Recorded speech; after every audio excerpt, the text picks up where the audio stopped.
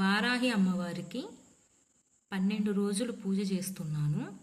ఇలా పసుపు ముద్దతో అమ్మవారిని తయారు చేసి అమ్మవారికి పూలు సమర్పించి అమ్మవారికి ఇష్టమైన ప్రసాదాలు సమర్పించామండి.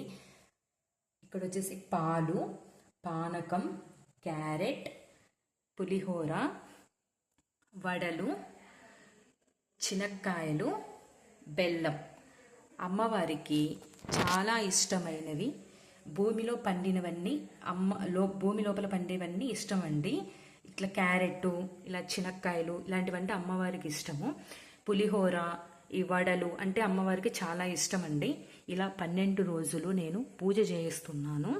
ఇది వచ్చేసి మొదటి రోజు అండి. ఇలా మొదటి రోజు అమ్మవారిని ఇలా తయారు చేశాను.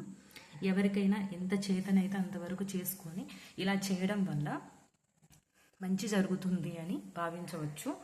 చూడండి, ఇలాగా అమ్మవారికి ఇష్టమైన ప్రసాదాలన్నీ ఇక్కడ సమర్పించాము.